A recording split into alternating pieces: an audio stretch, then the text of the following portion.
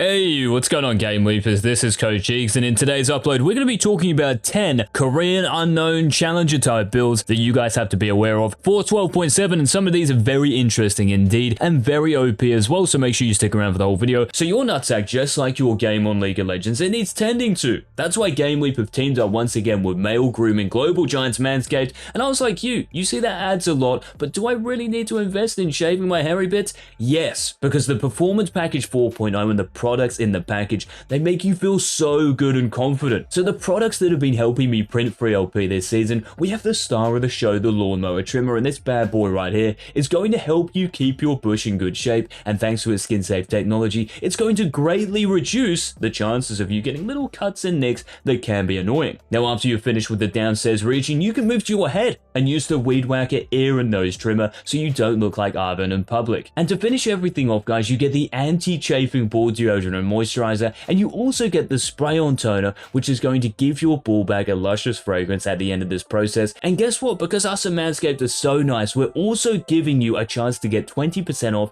and free shipping. All you have to do is head over to the Manscaped website, link down below, and use the code JIZZ, J-I-Z-Z. Do it for the nuts. So the first build we're going to mention is quite simply a lethality setup. So if you're playing champions like Pyke, Qiyana, Zed, Talon, Pantheon, well, the Umbral Glaive Rush for 12.7 is now a serious thing because Umbral Glaive is getting buffed in 12.7. It's costing 100 less gold, so 2300 overall, and the cooldown for the ward timer is also down by 10 seconds. And for heavy roamers like Pyke, Qiyana, Zed, Talon, Pantheon, and there might be a couple of others, maybe Kayn you might think about going it on, if you're snowballing, this is going to be very problematic for the enemy team because you'll be clearing vision and they'll just have less room and kind of safety on the maps. So you can set up more traps, more ambushes, and it's going to be a deadlier Summoner's Rift for anyone who is not one of these Umbral Glaive Rushes. Now coming in at number 9, we're going to talk about a Grave setup here, and I'll also give you the rune page and the skill order for this, and this is quite simply Eclipse and then Bruiser Graves. So we're getting an Eclipse first for all the stats it gives you, but one important thing it gives you is armor penetration in the passive. This means that once we get Black Cleaver, Collector, Cerulda's Grudge, more Malmortius, Lord Dominance Regards, Edge of Night, you just have to build depending on what the enemy team is building and the champions they are. You will be shredding anyone with armor in the late game, and even if they don't have armor, you have the lethality from Eclipse to blow them to bits. This is seen Graves and high reloads. You can see that this is in Challenger, so from almost 2,000 matches, with Flash and Smite, he has close to a 52% win rate. Just make sure if you are going to play Graves to start with your E, I know lots of players in lower elo start with their Q, doesn't really do much. E allows you to invade level 1, it's also good for kiting the first buff, so make sure you do this. Now ahead of Graves coming in at number 8 on the countdown is Singed, once again, who's featured on this countdown quite a lot, and the reason Singed is back on here is actually because in high reloads, he has the highest win rate out of anyone, a 58% win rate as a top laner. You're joking. Now I understand that if you play Singed, you're probably a one trick, so you're aware of all the intricacies of the champion, so he's naturally going to have a high win rate, but the fact is close to 60% has got to draw our attention to it, and you can see that this build, with Swifties and then a Rylai's Crystal Scepter buff, which remember because of the buff earlier in the season, it's now 2600 gold. This is really cheap, and by following this with Azonia's Hourglass, which is also very cheap, it's a very quick 2 to 3 items you get with your boots. So this really makes Singed an early to mid game powerhouse, and hopefully by the late game, the game is already over. Just make sure for your rune page, you're copying the page down in your screens. So a Predator, Ultimate Hunter is really important, so we can proxy more safely, we can make more plays in the early to mid game. And then what's interesting is actually running Flash and Ghost, because Teleport in the first 14 minutes during the early laning phase, it doesn't pack the punch it used to, so all we want is 2 combat summoner spells and Ghost on Singed, and even Flash for the fling. It's so much better for your laning phase and just dominating the early stages of a game, so be aware of Singed in 12.7. Now following all of these guys coming in at number 7, we're going to talk about one tank item that's getting buffed, and this is Abyssal Mask. So the magic resist you're getting, this is getting buffed, and for top lane tank champions like Ornn, like Mundo, like Cho'Gath, you guys will be interested. But I'm actually interested if one mage in the mid lane is going to build this, and this is Veigar, because I'm sure we're all aware of the Anathema's Chains tech on Veigar. Well, even some people at the moment in 12.6 are building Abyssal Mask, and next patch, because it's getting buffed, it's going to be even better against lots of magic damage teams. So if you're against a Katarina in the mid lane and a Diana in the jungle, and maybe they have a Gwen in the top lane, Abyssal Mask is giving you even more value now, and for an item that's 2700 gold, this is certainly going to be the case. Just make sure to get Everfrost and then probably a Death Cap for your first 2 items, and then get the AM after this. Now boasting the number 6 position on the countdown, we're going to talk about a champion champion who's getting buffed once again, and this is Nico. And for Nico, your W is getting buffed, so the damage and the movement speed. This means that potentially on-hit Nico is going to become a real thing. So a bit like Veigar, our first two items are going to stay the same. So Rocket Belt, then Shadow Flame, and we still want Sorcerer Shoes for our boots, but then you can consider getting a Nash's Tooth because of the on-hit Nash's gives you. This is going to synergize with the 12.7 buff and make you very scary. And it's important to get a Nash's after Rocket Belt and Shadow Flame because you're going to be maxing your W last, so there's no point of accessing the on-hit until you have the on-hit. So you should be finishing Nash's even close to when you're level 16. This is when your W is really going to come into play, so you can definitely think of abusing this in 12.7. Now starting off the top 5 guys, and if you do enjoy these videos where we update you on what is going on the Rift and what is going to happen, let us know by leaving a like down below. And coming in at number 5, we're heading to the bot lane here and talking about Ashe, because Ashe has been affected this season quite a bit, whether it be the nerfs to her W's cooldown, whether it be the shield burn, wits, and nerfs. She hasn't been in the best position, but in 12.7 and even right now on the Rift, she's actually doing very well. But if you're still going wits end and shield burn, you guys have to stop, because look at these stats in high reload. When Ashe players go Berserker's Greaves, which isn't changing, but when they go Kraken Slayer, followed by Phantom Dancer, followed by Infinity Edge or Ginsu's Rageblade, it has over a 61% win rate, and this is for a champion who doesn't have any dashes in her kit, so this really goes to show how powerful this is. When you pair this with lethal tempo, steady attack speed and the extra range you get at max stacks, approach velocity, and then your innate slows and your auto attacks is very deadly indeed. You will be shredding anyone on the Rift, but the drawback, like I said, is you don't have any escapes or even a shield from shield bow, because we're going Kraken Slayer. So what you have to make sure you do is to run Flash and Ghost, just like Singed, because we need to be able to kite the enemy champions in order to survive. Ghost is going to allow us to do that, and Flash gives us the dash that we need to dodge the Malphite ultimate, the Yone ultimate, and just to stay alive. So I think at the moment this is really underrated, and next patch it will be even better. So make sure you guys are aware of this one. Now next up for number 4, we're going to head to the top lane here and talk about a Hullbreaker abusing champion, but you probably wouldn't guess this champion would abuse Hullbreaker, but he does, and this is GP. And for Gangplank and high reloads, he actually has a very strong win rate, and you can see that these stats are from Challenger in Korea. Now there might not be thousands of games, but the Koreans, they just know how to play this game and the champ is in it, so it's a real reflection of how strong a champion actually is and the potential they have. So with GP getting a Trinity Force for the Spellblade passive, and also the HP it's giving you, pair this with Hullbreaker, you become very tanky, but you also deal a lot of damage still. So this core item setup with Trinity Force, and you can either get Steel Caps or Mercury Treads or even cooldown boots, depending on how you're going in the game and the enemy team composition, and then following this with a Hullbreaker, it's a really nice rounded item composition. You have offense, you have defense, and you have multiple ways of winning. You can probably team fight because you'll be tanky enough too, and you can duel it out with the enemy top laner because of Hullbreaker, so it makes you a very versatile champion in GP. He's always going to be useful, so an excellent pick in the top lane. Just make sure to run Ignite into lanes that you know you're going to win, because GP, believe it or not, is an incredibly scary laner. He's really got no hard counters unless they pick something like Kalista or Ryze or Lucian, someone who can actually hit your barrels. He's amazing into melee champions, so it might be time to put a bit of time into GP, who's also getting buffed next patch. So the W's mana cost is going down and your passive base damage is also going up in the late game, which is amazing for this version of kind of tank damage GP. Now we're going to stay in the top lane for this next pick, guys, and to be honest, I couldn't really believe this when I saw it, but there is one champion in the top lane at the moment in Challenger who has around a 55% win rate, and who on earth would have guessed that this would have been Garen? Because let's be honest, when people know how to kite in space, champions like Garen, Darius, Sett, they actually become kind of useless. So when one of these champions like Garen has this high of a win rate and these incredible stats, it just points to one thing: the champ is broken. So let's try to figure this out. So first of all, Garen players in Challenger are running Phase Rush. This gives you the mobility you need against players who have their monitors turned on. And then by taking Nimbus Cloak with Flash Ignite, this is going to give you more movement speed. And then Celerity is going to give you more movement speed. Who would have guessed? And then Gathering Storm gives you the scaling and taking Second Wind or Bone Plating, depending on the matchup. This gives you more HP and makes you beefier. So that's really the big difference here with Garen in higher elos, and this would definitely work in lower elos. The build is staying the same, so Berserker's Greaves, Stridebreaker, Mortal Reminder, and after that you can consider getting Dead Man's Blade or Hullbreaker. So if this is going to work in Challenger, it will 100% work in any other elo. So if you want that LP, guys, this could be the best pick of all. Now ahead of Garen boasting the number 2 position is a champion who is actually getting changed in 12.7, so we might have to be a little bit careful here. And this is Rengar. So it's W for clearing camp, so if you're playing jungle Rengar, clear's going to be better, that's good. But as far as dealing damage to towers with your Q, this is going to be reduced. So in 12.7, you won't be able to get the enemy tower by 5 minutes, but the good news is that Rengar everywhere else is staying the same. And the build that we're looking at here, these are stats in high reload, we're looking at no boots Rengar. So what we're going to be doing instead in our runes to compensate for this is to run Relentless Hunter. This is going to give give us the movement speed we need. And we're also going to get footwear as well, because with those boots, you actually get more movement speed, and it does save us 300 gold. We are kind of a scaling champion because we want to hit level 6 and then dominate the map. I mean, you still have power in the early game, don't get me wrong, but once you get to Serrated Dirk and then Dustblade, this is where you really start to take off. And then getting Essence Reaver, because this is going to proc on your Q, and then finishing the setup with Lord Dominic's Regards. You can even think of going Collector here, or maybe even Infinity Edge if the enemy team is very squishy. It really just depends on what they're building, so if they have armor, get an LDR. So no boots, lethality, critical strike chance, Rengar comes in at number 2. Now holding the number 1 position, guys, for 12.7, we're heading to the bot lane here, and talking about Kog'Maw. And for this ooze spewing Baron type worm, the build that's really popular at the moment, and this is in high elo, just look at this for me, is going Luden's Tempest, because this will proc off all of your abilities, especially your living artillery, and gives you a lot of AoE and just magic penetration. You're going to hurt, and then we're going to get Ryla's Crystal Scepter, which procs off pretty much everything in your kit. So we're really playing Kog'Maw as an artillery mage in the bot lane, kind of like a Ziggs playstyle, and the best thing about this is your scaling. So even if you have a support who goes to roam non-stop, even if you go 0-5 in the laning phase, you are always going to be useful because you scale so well, and if you do get a lead, it's completely over. Just make sure with this build to go Sorcerer Shoes and to max your E first and then your Q, so W last. And this is the one on this countdown, guys, which you're probably going to have the most fun with, so test it out. Let me know in the comment section if you have played this or maybe seen someone else play it. It is legit too. This is no troll build. It is incredibly strong at the moment. So let me know in the comments, guys, any thoughts on this countdown, on the builds, on the champions we mentioned, and I will see you guys tomorrow in our daily Season 12 upload. Make sure to hit that subscribe button if you have not already, and this has been Coach